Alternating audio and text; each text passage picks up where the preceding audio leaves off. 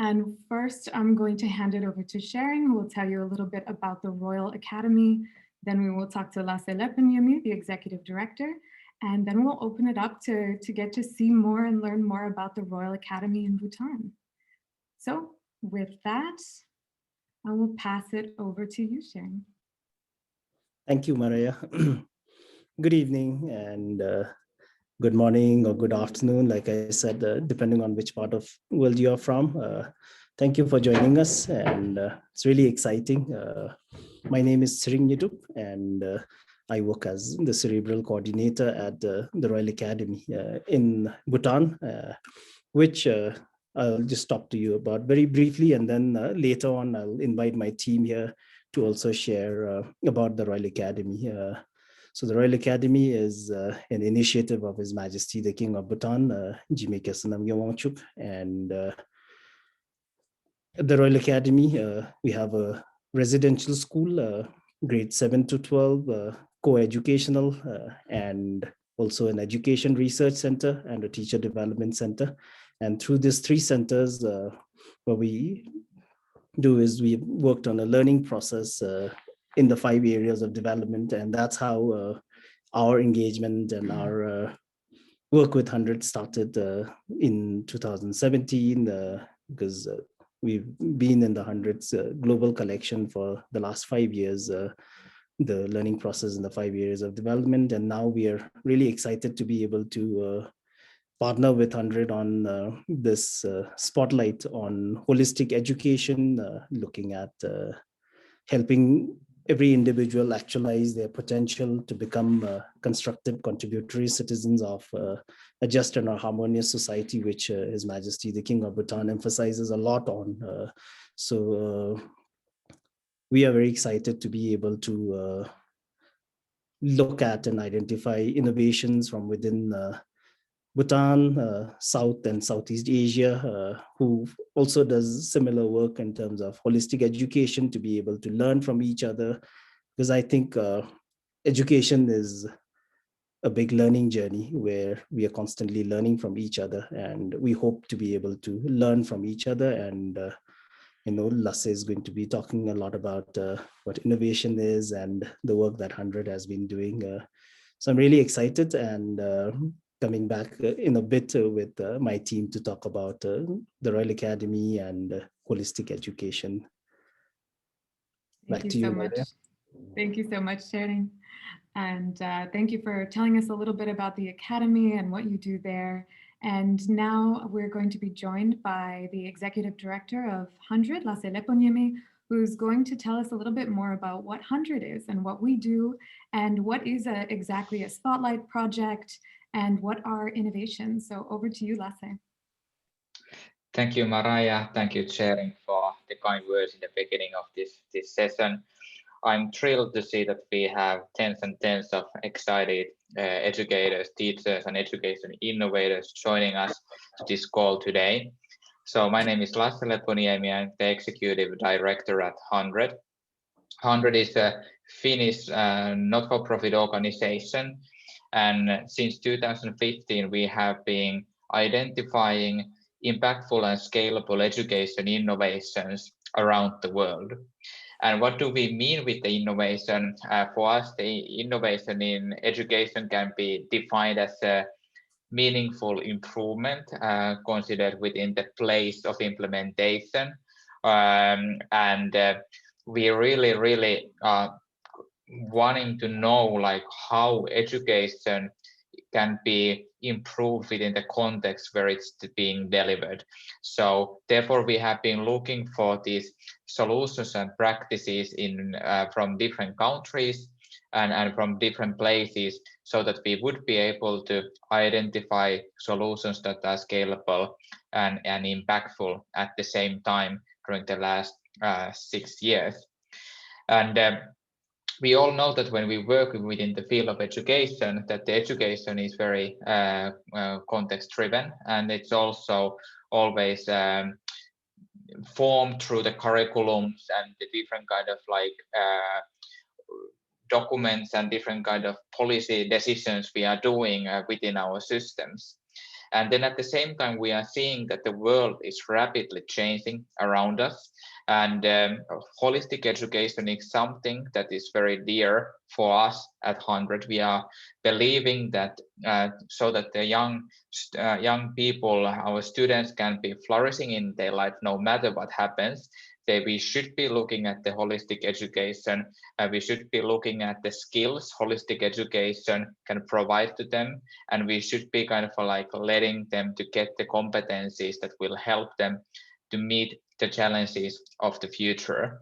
If we are looking back to the last year, we have been seeing around the world how the world has been in quick time span been adapting to this totally new kind of educational environment, where the pandemic has shut down some schools. We have been seeing that some students have not been allowed to enter their schools in such a long period of time. And when we are looking the research results coming in from this period of time, we are seeing that many of them are hoping to get some social and emotional support. We are seeing that there might be some learning gaps which have happened because of these school closures. And at the same time, we are seeing a lot of eagerness and willingness for learning. So when now slowly we are coming back to a more normal kind of like environment around the world, and hopefully within the next 12 months, we have been able to provide in different countries a safe environment for learning. There will be a lot of things we should be putting focus on within the field of education. And therefore, we as a HundrED, we believe that holistic education and the ways it can be implemented in different systems and in different schools around the world can be providing that easiness for the students and teachers, how they can address the learning situation again and adapt themselves to the new normal, which we are seeing and which we are seeing happening at the moment. So we are extremely thrilled about this collaboration with the Royal Academy, and something that we have been discussing a lot within our team here at HundrED is that Southeast Asian region itself is also developing very quickly, and there is like a lot of interesting things happening in these societies, and how the learning systems have been growing, and how the students are kind of like having an impact to the world around them. So we are really kind of like hoping to able to identify through this Spotlight project innovative solutions from the region, and hopefully within today's webinar we are able to share you a little bit of insights and ideas how we can be doing then that together with the Royal Academy of Bhutan. So we are excited to be here, and we are excited that you are here, and let's make this Spotlight to be something that we can really provide equity and excellence in the schools around us. So thank you for being here. Back to you, Marija. Thank you so much, Lasse. But actually, I want to pass it over to sharing, and maybe we can meet some more people from the Royal Academy, including Mr. Arun Kapoor. Hi, Maria, thank you. My name is Arun Kapoor. I am here at this most magical place on top of a hill at 10,000 feet. It's freezing, but it's delightful. So one of the things that I wanted to kind of thought about when you talk about holistic education, and this is something that I've been waging a war, but I'm losing completely. So I'm going to request your help. So the spelling of the word holistic itself is problematic for me, because it says WHO, which means a hole in the ground, while we should be a holistic, which is HO. So I've been trying to get everybody to switch, but I don't think it's kind of, so the holistic spelling at the moment is HOLI, which is WHOLE is a hole in the ground, and holistic education should be WHOLIST. Just a thought that in my mind that I keep trying, that holistic is actually WHOLE. just a thought. This whole aspect of a collaboration when we first started working with or collaborating with HundrED, and I think it's just such a powerful idea that is bringing so many people from different parts of the world together. And that itself is holistic in many, many ways, so that the whole world is involved. And when they use the word HundrED, going back, so this whole idea of the learning process at the 5 areas of development that we kind of champion here was first put forward by me in a book called Leading Out. And the word leading out means the true meaning of the word education, that brings out from within you the best that there is.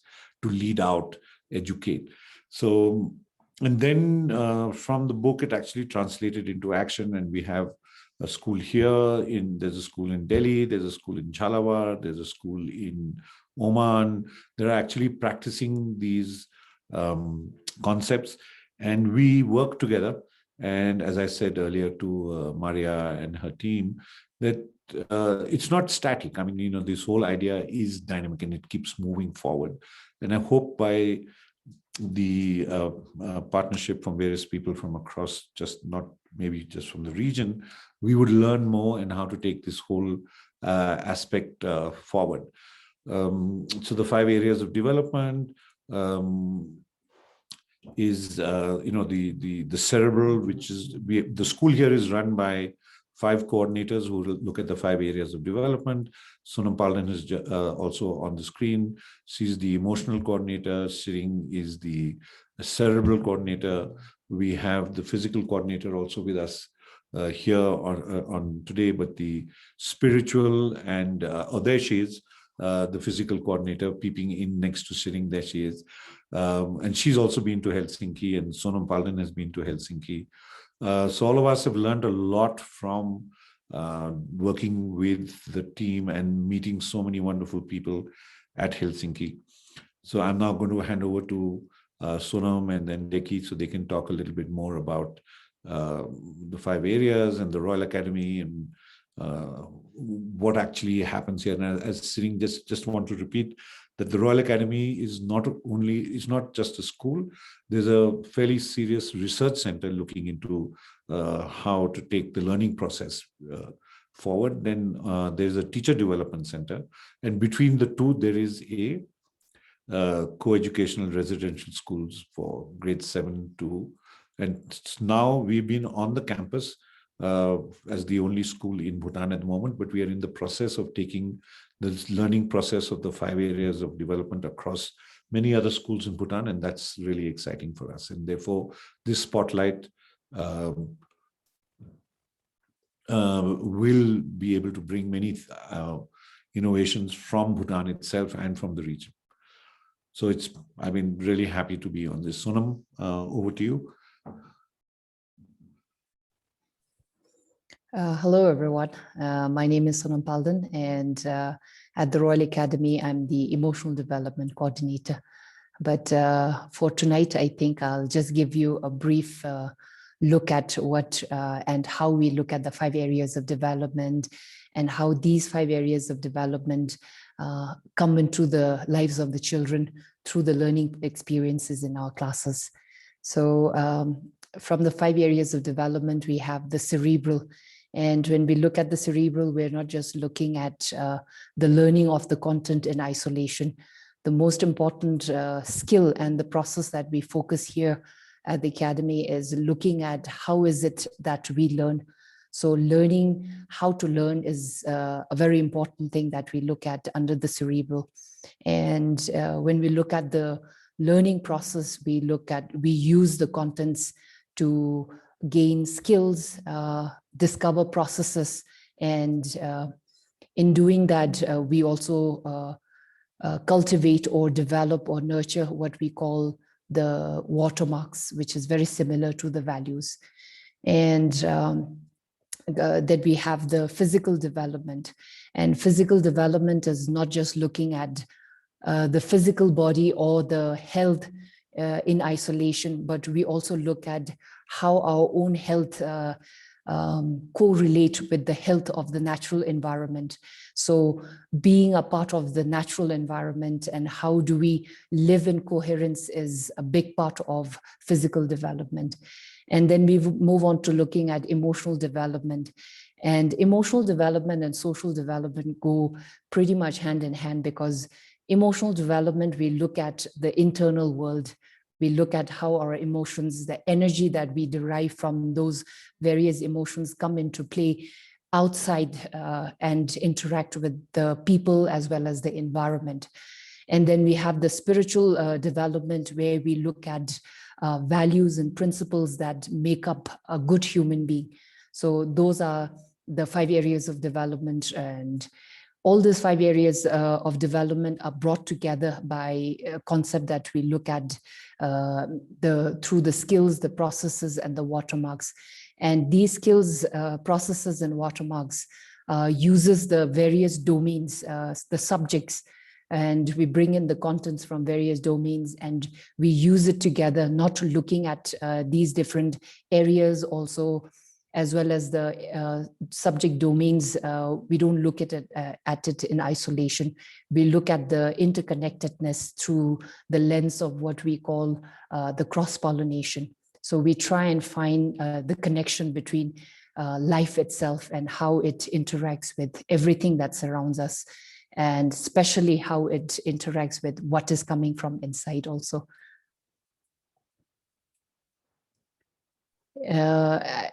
I think as we move on, Tsering might add on to it, Diki might add on to it, and if you have more questions, then we will be more than happy to answer those. Thank you, Sonam. I'll get Diki to talk to us about how community becomes an important part of the learning process that we have.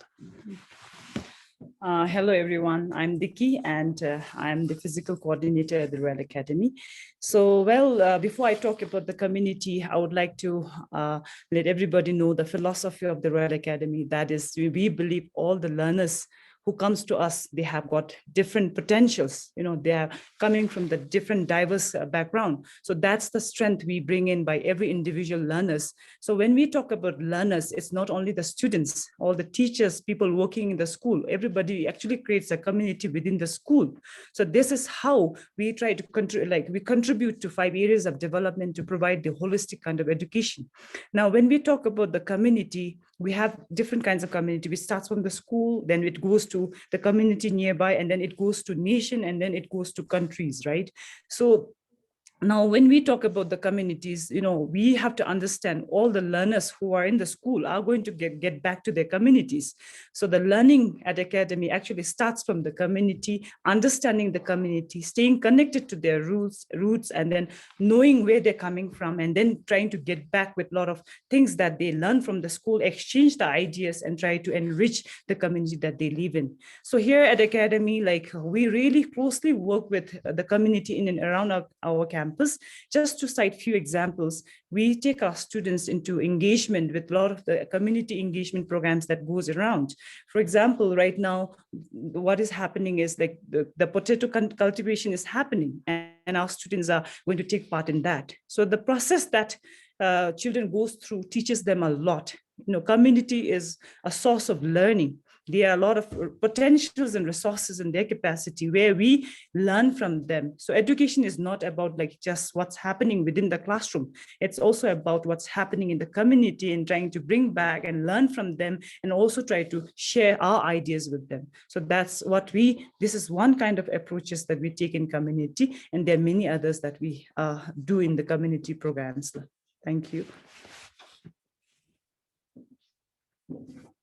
Thank you, Diki. And like Sonam and Diki were saying, I already see some questions that are coming up in the chat. So if you have more questions, please let us know regarding not just the Royal Academy, but also HundrED. We have the team from HundrED will be able to answer questions on HundrED and things regarding the spotlight. And as Mariah takes us through the spotlight and the process of how you can submit innovations, what do we mean by innovations? Like Lasse was saying, we will have maybe more questions that you want to know more about. If you do, please let us know in the chat. We can take some questions from the chat and answer them as we go along. So back to you, Mariah.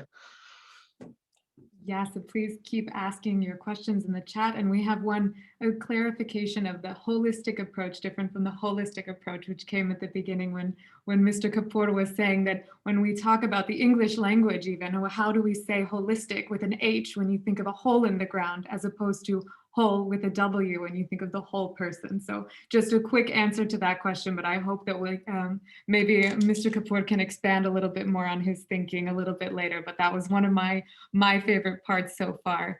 So we've learned a little bit more about the Royal Academy and about what HundrED is, but I want to talk now about how you would apply for this Spotlight project. So we are looking for innovations that are developing the whole child, and we've heard examples now of what the Royal Academy is doing to holistically develop their students. So I'm going to share my screen, and I'm going to show you, as we mentioned in the beginning, the Spotlight is looking to find innovations within South and Southeast Asia. So within that region, we are looking for innovations from the following countries. Hopefully you can see my screen. So Bhutan, Brunei, Burma, Myanmar, Cambodia.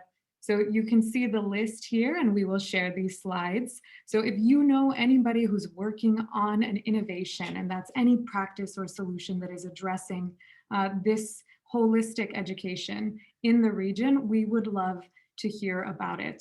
And so if you have this innovation, or you know somebody who is working in this field, what do you do? I'm going to walk you through how you would apply for this Spotlight project. So you would first go to www.HundrED.org. You will be taken to our landing page, and to find the Holistic Education Spotlight page, you'll go to Innovations and then Spotlights. So once you click through that, you'll be taken to this page, and if you scroll down, you will find our Holistic Education Spotlight here. So you just click, and if you click this blue Share Your Innovation button, you will be prompted to create an account or submit an innovation. And if you're a little bit confused about how to follow the steps, we have this submission guide here. So this is a step-by-step way to walk through. If you are having trouble navigating the system, or if you're trying to help others, you can have this resource here. We will also add a link to the webinar recording if you want to reflect on anything that you have heard here today. And yeah, so that is how you would walk through the innovation page. And jumping back here, I want to give you a little bit of a time frame to talk about how much time you have to submit to this Spotlight. So you can see here we're about in May, so there's just about a month left to submit an innovation to this Spotlight project. It closes on June 6th, and then we will enter into the really research and shortlist phase, where we will review and select the innovations. And then you can expect the report to be released around October. So if you have any questions about the process, or if you're confused about anything that I just addressed there, you can go ahead and ask me questions at any time. But I believe we have already some really great questions in the chat. And a few that I saw were addressing specifically, how do you balance the 5 development areas of teaching and learning processes? So I would love to throw that over to the Royal Academy team. Yeah, maybe Sonam, do you want to take that? Sure, sorry. So how do you take, basically the question I think is asking about how do you take the 5 areas of development into the classrooms, and how do you connect it with what is happening in the classroom? And like I was saying that when we look at the 5 areas of development, we look at the different skills that we want to develop when we look at the 5 areas of development. And then we also look at the processes. How does a person learn and what is it that you want to develop towards the end, whether it's values or whether it's something that adds up to you becoming a better person, a better version of yourself. So using those skills, processes, and watermarks, we can bring in any content from anywhere. We can bring in content from science, we can bring in content from language, we can bring in content from sports, and look at these contents through the skills that we want to develop. So we are not looking at these areas in isolation. At the same time, we're also not looking at content or the subject in isolation. We're focusing more on how it is all related, how it is all interconnected. And it seems like it's a bit too much at the beginning, but as you are able to see the connections between the areas of development as well as the different subjects, it becomes a lot easier to identify the skills. And all this is brought together by the concept of the roadmap. So each learner has develops a plan for themselves at the beginning of the year. And these individual roadmaps come together to create what we call the mentor group roadmap. And from the mentor group roadmap, then we create the different domain roadmaps, the areas of development roadmaps. And this entire process is very collaborative because all the learners, including adults and students, they work together in partnership, in collaboration to look at what is it that you want to learn, how is it that you want to learn, and more importantly, go through a process of reflection and introspection, asking on your own learning journey, why is this particular skill important to me? Why is this particular process important to me? And when we're asking those questions, we're also looking at what kind of watermarks, what kind of values would you like to develop in the process? So in short, I think that is how we look at the 5 areas of development in the classroom.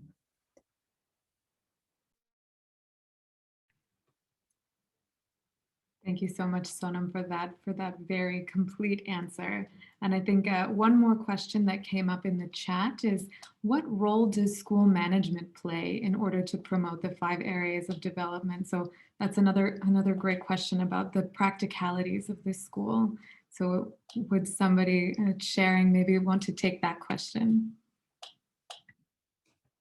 Yeah, so I think when you talk about, I think this is getting actually into the practicalities of how does this look like in place. And so like Sonam and Diki, and I think Mr. Kapoor also mentioned, we look at everybody at the Royal Academy as a learner.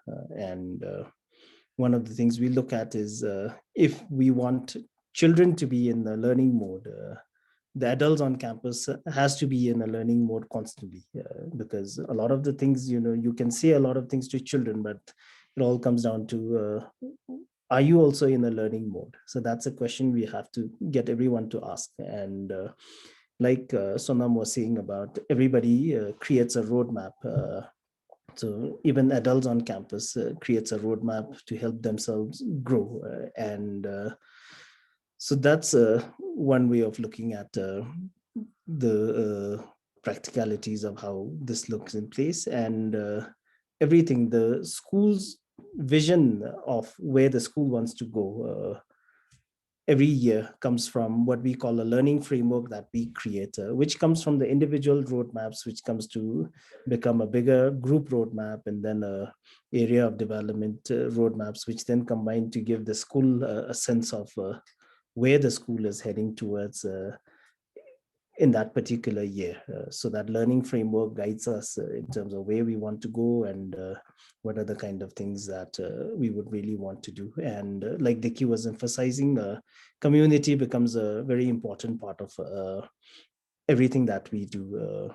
And community, not just in terms of the community outside, but also how do we create a community within ourselves, and how do we get every learner to become part of the communities that they go back to. And so that sense of community is very strong, and in everything that we like to take forward. And also in terms of the regulation and in terms of the running of the school, even though Mr. Kapoor as a director is there, a lot of the decisions and everything that concerns the Royal Academy is taken by the 5 coordinators who look after the 5 areas of development. So I think that's also something you don't really find in most parts of the world, where an institution is run by a joint leadership who takes decisions, and then kind of everything that is run is taken by 5 people. So those are some things I can think of when you look at how does the school management help with the 5 areas of development. Because for us, not just in terms of the learning process and the curriculum, but also the running of the school is based on the 5 areas of development. You and Sonam talked a lot about community and the importance of community, especially in terms of holistic development. But we have one question from Thomas in the Q&A box about, the educational challenges that we faced during COVID, and how, this has stretched us almost to our limit, and how to solve it. And I think by GNH he means gross national happiness. But Thomas, let me know in the chat if I got that wrong. In a happiness infused way for children and teachers. And I wonder if you could talk a little bit about how you've really leveraged your relationship with the community to help address the challenges that COVID has presented us. I think I'll take that. Yeah. So that's a very relevant question at a very important, trying times for us, for all of us. So Deki spoke about how we look at community, and in looking at our community, we focus on our roots, where we come from, and what is it that makes us at the moment. And a part of education is to be able to enable that particular person to be able to go back into the communities, so that the kind of education that one individual brings back to the community actually brings the community at a certain level. And you're right in saying that we're all in a very difficult situation where the sense of community is not there. You're all isolated. The kind of the way we reach out to people has changed a lot. But for Bhutan, in many ways, we consider ourselves lucky. We consider ourselves blessed, because we haven't had to really push ourselves into isolating ourselves in a lot of ways. And the school is actually the heart of the community.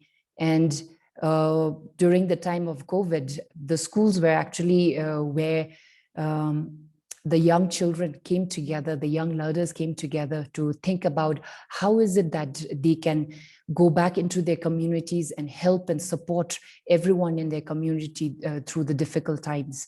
So when our children were sent home and the schools were shut down, they went into the communities, they talked about raising awareness, they talked about how they can keep themselves as well as their families safe.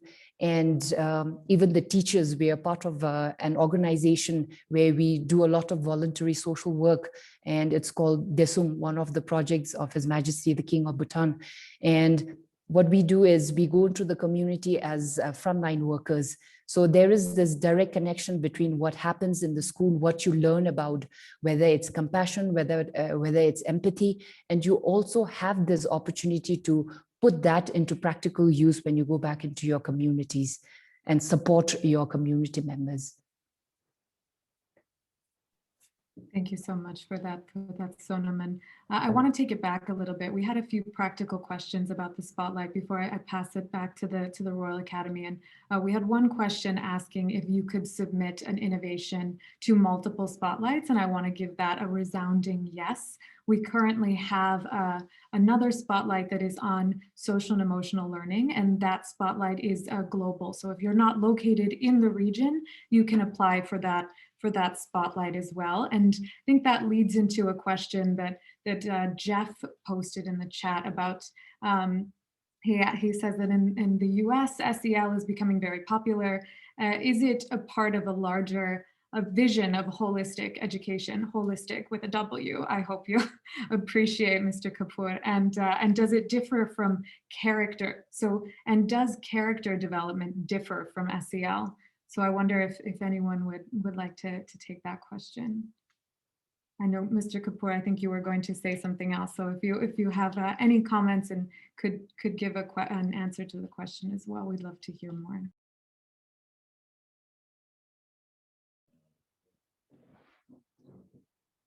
Mr. Kapoor, we wanted to add to what Sonam was saying about this voluntary organized called this, which started by His Majesty long time ago, right? But it came into its own during the COVID times, you know, and in Sonam, who's sitting here, looks very petite, is a sharpshooter with an AK-47. She was a highly qualified marksman. And that's just part of the training of this. And they went in there and they were amazing. And they actually isolate themselves, lives together. And there's Deki, who's also one of the earlier members of this organization. And they were amazing role models for children, not just at the Royal Academy, but wherever they went, whichever part of the community they went. And they were, like Sonam said, the frontliners. Who took care of, because there was lockdown, they carried vegetables, they carried medicines to, outlying hamlets, and they isolated themselves and kept them. And that's become a very much part of education. So I just want to make that same difference that, across the world is a lot of what we talk about as schooling, which unfortunately has become an end in itself, as opposed to what is education. Right. So our fight here and our battle here is to kind of bring education back into schooling and to make sure that schooling is not just something that happens in isolation without that zooming in and zooming out of with the communities. That's why it's such an important aspect. And when they talked about the role that Desuns play, and most of our teachers are part of the organization. The students are not, because it's an organization for adults who go in there, and there's a training program. So I just wanted to add that aspect to it. And if you just, sorry, what are the question that you had really wanted to put? Can you just repeat that, Mari? Yes, the question of course. Yes, of course. And if you're looking for more information on that program, Shering has just dropped a link into the chat. So I'm very interested in learning more. But the question that I'd asked is about SEL. So the social and emotional learning, and how it can be, how it's different from holistic. So how does character development differ from social and emotional learning? So I'll just quickly say a few words and leave it to my colleagues to take it forward. What happens, from what I understand, and I could be wrong, that in many parts where SEL is a integral part of the school, it is somehow the whatever they call classes or periods or the units of time where you concentrate, and you have a maths period, then you have a an emotional or SEL period.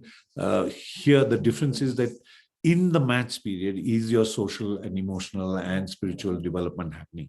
So when you're designing a lesson plan, which you're going to go into your maths or your English or your Dzongkha, the language here in Bhutan, it's an integral, holistic part of that lesson plan. So you can't bring in a social or an emotional or a spiritual. We do talk about that separately occasionally, but it's 80% of it is in the maths class, is in when you're talking in terms of, so when you're designing, and it's very contextualized to the students also. So the teachers need to know the students well enough to be able to build that lesson plan when you go in there. So in your main subjects domain is how you're bringing in these aspects rather than dealing with it separately. So that's, I think, is a big difference between sorry, the way we deal with the 5 areas of development and a lot of people across. So I'm not saying that that's the only way, but that's what I understand that SEL is dealt with in a separate kind of compartment, while for us, it's an integral part of everything that we do. I hope that kind of... Sonam, you want to add something? Deki, you want to add something to that? Nola, I think everything has been covered in what you said, especially in terms of not looking at it as part of the co-curricular activity, but it's very much part of whatever it is that we do. That's another word. We don't use the word co-curricular. What's the other word that people use? Extracurricular. Extracurricular. So yeah, so we don't have any of that. It's everything that we do is part of the curriculum. So whether you're playing football or you're going for a trek, or you're collecting something, your hobby, it's part of the curriculum. It's part of the learning process. I think that leads quite well into another question that we'll find in the chat that I'd really like to direct at Sonam. But before I do, we had one question that was asking about examples of innovations from the Asia region. And I hope that one of my colleagues can maybe drop some links to innovation pages that answer that. But the other question was, how do we apply the holistic education program to reach the sustainable goal of the world? And talking about how, there is no extracurricular activities. And Sonam, I know you touched a little bit earlier on how nature is so intertwined with the curriculum. So would you like to say a few words about that? Yeah, I think this can be answered in one word, and that is cross-pollination. The cross-pollination is looking at phenomena in terms of how they're all connected, whether it's the pandemic, whether it's what is happening to our natural world, global warming, climate change. We look at these phenomena as part of learning, and it's very much part of what is relevant as part of education, because education should prepare younger generation to not just look at what is coming in the future, and react, but be able to respond to any circumstances, whether it's natural phenomena or whether it's man-made phenomena. So being able to look at these different circumstances in its interconnected, through the interconnected lens is what and how we look at education. The entire purpose of education is to be able to see how we influence not just the other people in the community, the global community, but also how we impact the natural world and how the natural world impacts us. So being able to see that connection and be better prepared to respond to any kind of circumstances would be the cross-pollination. Beautiful. Thank you so much, Sonam. Well said. And I love the simplicity. You're definitely, as Mr. Kapoor said, a sharp shooter. So we have a couple more questions here. Maybe Sharing, if you would take one of these questions. It's, how do you measure non-cognitive skills for the 5 areas of development? I think that's such a great question. Thank you so much, Sharing, because it is not what we're accustomed to. So I'd like to open it up to anyone on the panel, please. Yeah, so I think that's also another great question that we usually get asked, and we talked a lot about roadmaps, and roadmaps for us is a big part of assessment. And I think what we're also trying to do is look at the purpose of assessment itself. Why do you want to assess learners, and why do you want to assess ourselves? And unfortunately, in many places, assessment is all about just giving somebody a number, and that number just usually doesn't really say what it means. So that's why for us, even in our maths and even in our English and life sciences, we don't have any numbers. So for us, everything is looking at how do you grow and how are you becoming better from where you are today, and how are you constantly the other phrase we keep using is raising your bar. How are you constantly raising your bar to become better than who you are? And while you are raising your bar, how are you also taking the people around you, your community, along to help them raise their bar and help them grow? So in that sense, yes, in the roadmaps, what we have is not just what I want to do and how I want to do it, but the big part is indicators of success. How do I know that I'm growing? And that's where you sit down and put indicators of success for yourself, and those are the indicators that you get measured against. So you put down 2 weeks later, I want to be able to do this, and you get measured in terms of, have you been able to do it? And if yes, what's next? What do you want to do now? And if no, why not? And how can you then make sure that 2 weeks later you are then able to achieve it? So in that sense, there's a lot of even though we talk a lot about the role of community and communities, there's a lot of individualization to a learner. And the way we look at it is we look at the role of an individual within a community. And roadmap is a big part. And also we have observations from mentors, observations from self. That's very, very important. A lot of these things, social and emotional and spiritual areas, only you will be able to say, I'm growing in my emotional area or physical area. Somebody else from outside will only be able to see the physical manifestations of what's going on inside you. So the self introspection and reflection becomes a big part of what we do in assessment. And then, of course, your mentor, the other teachers around you are constantly looking at you and giving you feedback on that. So in that sense, assessment is for us not just numbers that describe you have got some number in something. It's about how you are constantly growing and how you're challenging yourself to raise your bar. So maybe Dickie wants to add something on that. So just wanted to add on about the assessment. Assessment is a joint venture. It's not about teachers designing certain standards and everybody meets that standard. Assessment at academy is looked totally individual, to individual child and their needs. For example, in physical, the person, when we describe like physical fitness, the individual person will have different sort of components that they need to work on. Some may want to pump their biceps, some may want to work on their core. There are different needs for the different people, and we cannot just assess everybody with the same standard. So here, the assessment is a joint venture with the student and the teacher. We all sit together, what is exactly we're going to assess, and children need to be aware what they will be assessed at certain point of time. So this is a different thing that is happening here at the academy in terms of assessment. So everybody is responsible for their own assessment tools that they set up for a certain period of time, and they're accountable for it.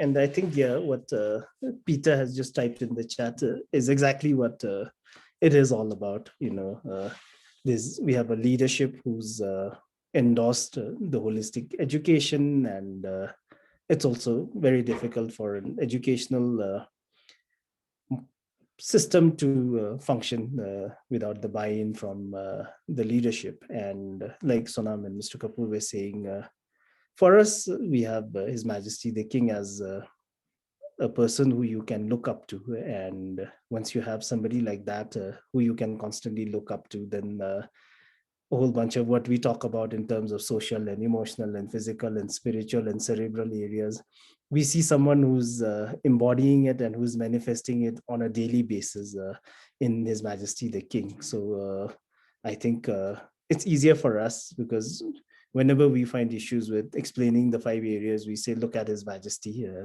and that's the manifestation of the 5 areas of development. So I completely think what Peter said just sums up what we are trying to do. So thank you, Peter. Back to Mariah.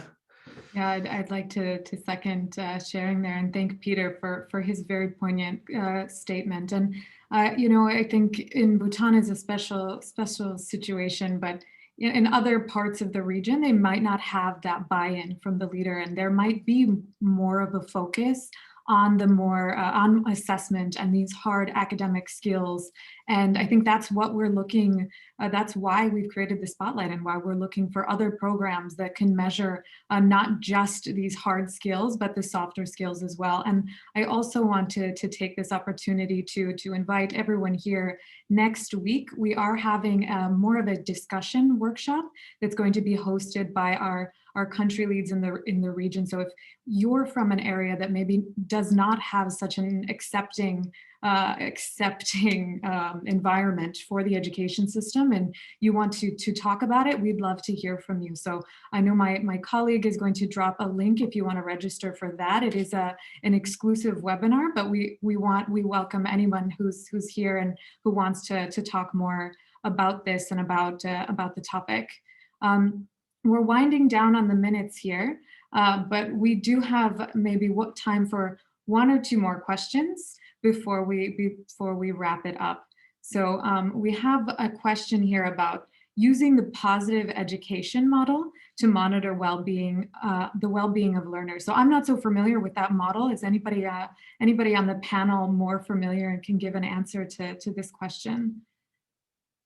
If not, maybe you could explain it a little bit more in the chat.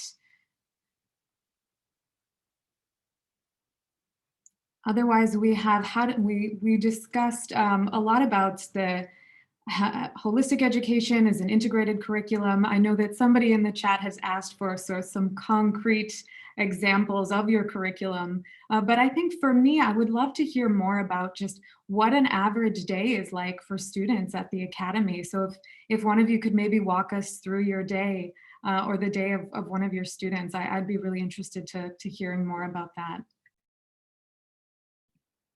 Maybe I'll request Tikki to do it because she wakes the children up early in the morning every day. So yeah, so the day at Academy starts with morning physical. So it starts at around 6:10 to 7:10, like we usually have a 1 hour physical program. So after that, we straight go into breakfast. And after that, we have 20 minutes of contemplation time. We call it Nyendo, where everybody takes their own time. They do whatever they want, basically to, reflect, introspect, and also plan for the day. And after that, we start our learning experiences, which goes till, everything actually is a learning experience. So till 4:30, we have the learning experiences. Then after that, we have a short break, and then we have dinner. And after that, sometimes we have learning experience, sometimes it's self-time. So children have different programs such as like self-curated, where they lead their own kind of learning, where nobody's there. They go into library, or they go into IT lab, and then they try to carry on with their self-curated studies. So basically the day at Academy starts with from 6:10 till 9:30. So 9:30 we put off the light. So yeah. Wow, that is certainly a full day. But we're just about out of time, and I want to take this opportunity to thank all of you for your comments and everyone for your questions. Thank you for your very interesting, and this discussion has been so wonderful, and we really appreciate everyone at the Royal Academy for being so open to answer these questions, and for everyone else for being so engaged during this session. And just a reminder that if you do have an innovation that you believe would fit this spotlight, that you can submit your innovation. I believe Khatija has just dropped a link in the chat. And if you don't have an innovation, but you think you might know someone who does, or are just interested in the topic, please help us get the word out. We would really love as many solutions as we can, because this is such an important topic and just so close to all of our hearts. So yeah, with that, I'll pass it over to Sharon to say your final words. Thank you, Maria. And thank you everyone for joining in. And keeping the conversations going. And like Maria said, there's a link in the chat to where you can submit innovations, and we would really like to look at some of the innovations and learn from you, because like I said in the beginning, education for us is a learning journey where we help each other grow. So hoping to see a lot more innovations coming in from the South Asia region, and also from Bhutan. A lot of people who've joined in from Bhutan, various parts of Bhutan. Thank you for joining us. And for people who have stayed late, thank you for staying late and being part of this conversation. And also to thank the team from HundrED for partnering with us in this spotlight. And thank you, Lasse. Thank you, Maria, Raki, and Khatija. I know I can speak for the whole team when I thank each and every one of you as well.